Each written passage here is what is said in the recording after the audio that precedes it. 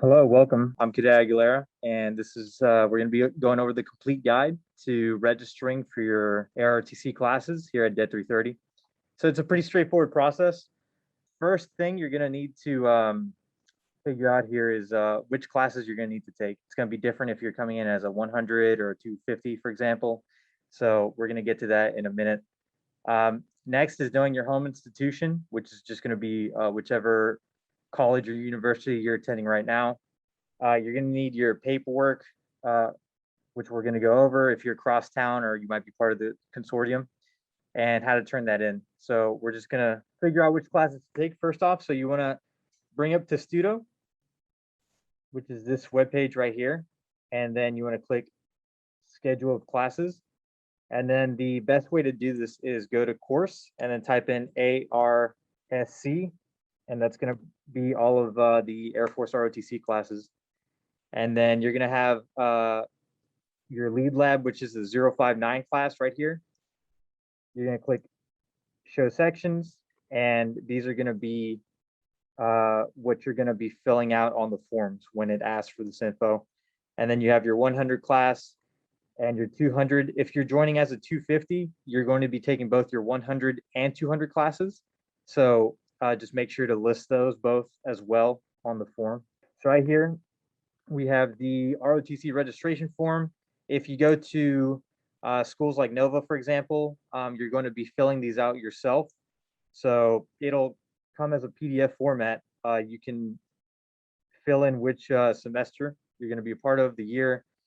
If you're first time Social Security, if you already have your UID, go ahead and put that in. And then the rest is pretty self-explanatory. You're going to come down here, and this is what you're going to need that class information for. So the course number, course section, grading method, all that, which again, all that is on the webpage we just looked at. You're going to go ahead and sign this and date it. Quick tip, UMD will not accept this if it's not signed off in ink. So you may need to print this out and hand sign it.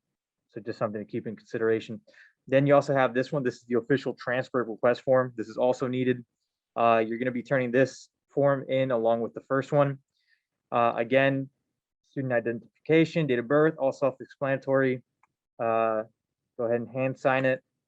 And then down here, you're going to need the address of, I believe it's the admissions office of your home institution. So again, whatever university you currently attend.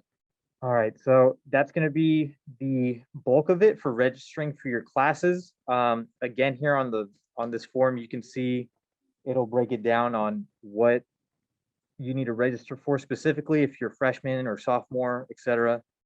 Continuing on, if you're a student of UMD, you're in luck because registration is exactly the same as any other class. DC Consortium.